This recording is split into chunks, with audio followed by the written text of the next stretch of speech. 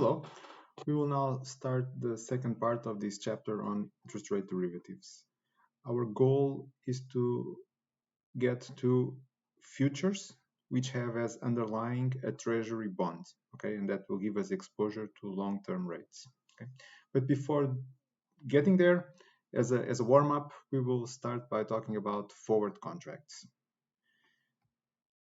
Okay, so what is a forward contract? So the main difference, or one of the main differences between this and futures is that a forward contract is a over-the-counter contract rather than being exchange traded as futures are, right? So this is a contract between two counterparties. One counterparty agrees to buy a given bond at a specific date in the future, that we'll denote by TF, at the price that we specify right now at time zero, okay? And we call this counterparty as the long forward, okay? Note that this date, this TF, is the maturity date of the contract, of the forward contract. It is not the maturity date of the bond. The maturity date of the bond will be later than this, okay? The other side of the forward contract, which we call the short forward, does exactly the opposite. So he agrees to sell the bond under those same conditions. So in that same date and at that same time, right? Okay, so at the settlement date, this date we call TF, by definition, the payoff that goes to the long forward, to this side of the contract, is given by this expression here. So it's the notional that we decide to write on the contract times this difference. So this difference is what? This F is the price that was defined in the beginning, and this B here, it's the bond price, the underlying bond price at the settlement date at TF. Okay, so this is exactly like in a forward contract on a stock, for example. It's the usual difference between the price that is defined in the beginning and the actual market price when we settle the contract. Okay? So the payoff has this shape that you probably will have seen before when you talk about futures on or forwards or futures on other assets like stocks or commodities or something like that.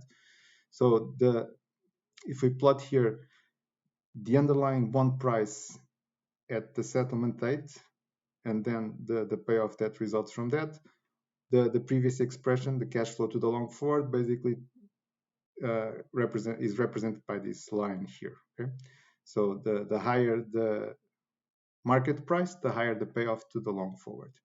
This is a symmetric contract, so what one side gains is exactly what the other side loses. So this is the payoff to the other counterparty, to the short forward. Okay.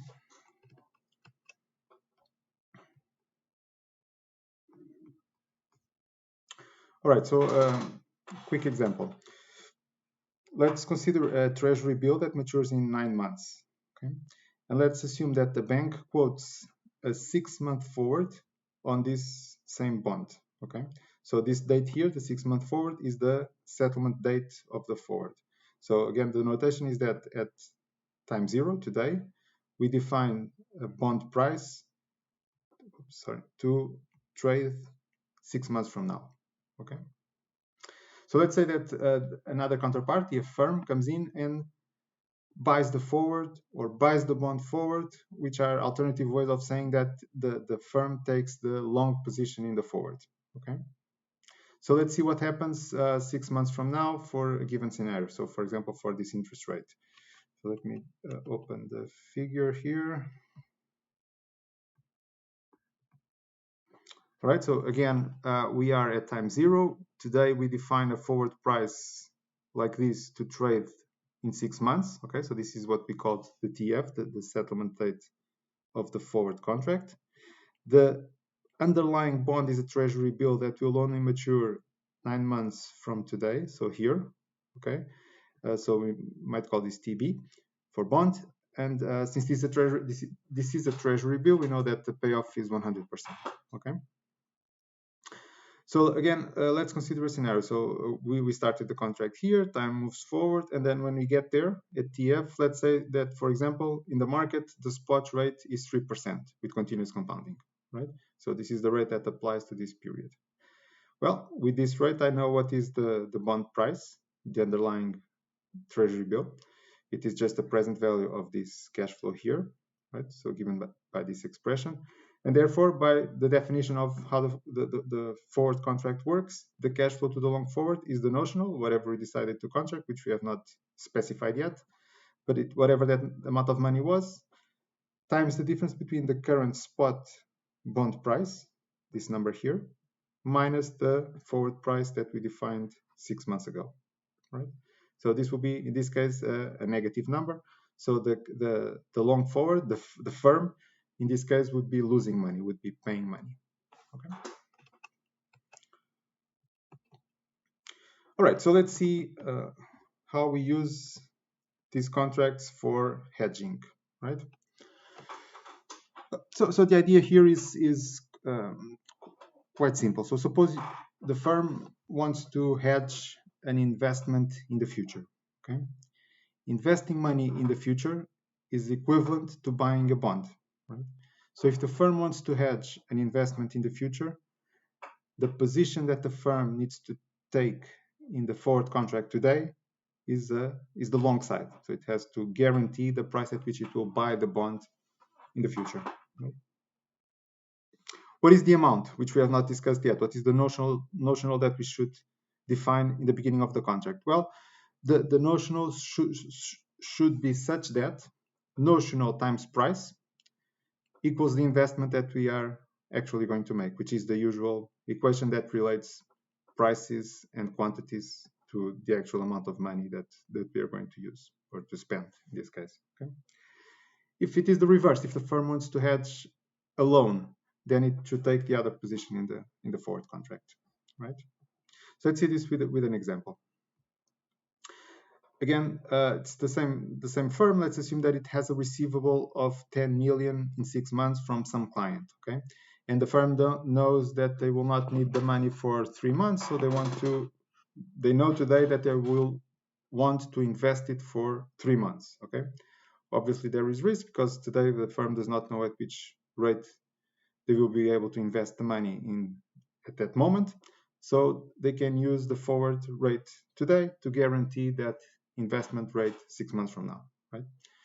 So again, the idea is that the firm is going to use the forward of the previous example, right? And let's determine the investment. Sorry, let's determine the notional that the firm needs to trade in the forward contract to guarantee that investment of 10 million. Let me open up here the figure. Okay. Sorry, not this one, this one. Okay. Right, so again, the exposure, we want to invest 10 million 3 months from now. We don't know at which rate we'll be able to do that. We can hedge it by going long in the forward today, okay, which will again guarantee the price at which we'll be able to buy a treasury bill at this moment, all right? What is the notional that we need to specify in the forward contract? Again, the equation is the total investment that we're going to make is equal to the notional, the quantity, times the price. And therefore, solving for the notional, since we want to invest $10 million, it's just 10 million divided by the price, the forward price, which will give me this amount here of notional, all right? Well, if the firm does that, the firm knows exactly today what will be the guaranteed rate of return on that investment here, which will be the rate of return implied in the forward contract, okay? So what is that rate of return implied in the forward contract? Well, the forward contract is just guaranteeing that I will be able to buy a bond at this price. And since this is a treasury bill, I know that the cash flow at the end will be face value 100%. So basically, I have these two known cash flows that will happen in the future between these two dates. But I can calculate what is the implied rate of return between this initial investment and that final cash flow. Okay? So solving for that rate with continuous compounding, I get exactly 2%, right? So if the firm enters into the forward contract, it guarantees that the rate of investment on those 10 million will be 2%. Okay. Let's just check this really quickly. So suppose that when we get to the actual 6 months, the market is at 3%. Okay. like we did in the previous example. So this is just to save time. It's exactly the same number of the previous example, but any number here will do. You can check that later on. Just change this to whatever number you want, 10% or whatever. So the cash flow to the long forward is, using the formula that is defined in the forward contract, is the notional times, and by the way, the notional here, I forgot to put here the million. So it's 10.05 million, or 10.05 times 10 to the 6. So that amount of dollars times the current bond price minus the forward price, and that gives me a negative amount of $24,969, right? So what is the amount of money that the firm has at time 0.5? Well, there is money from two sources. There is the client that is paying the $10 million, but now there is the derivative that is actually a liability, a cost. So the firm pays this amount of money. The net that it has to invest is this, okay? So it invests here that V, this V here, and at the end of 3 months, at the total value at 0.75 will be that compounded at the rate that we observe in the market right now, which is 3%. Okay? So what's the net outcome? I am hedging an investment of $10 million. I can get at the end, 3 months from there, this V that we just computed, so this whole number here. And then if I compute what is the rate of return between these two values, like something like we did here, we would find that exactly this rate of return implied between these two numbers with continuous compounding is 2%. So exactly the same 2% as we computed before, meaning that the hedge worked as expected.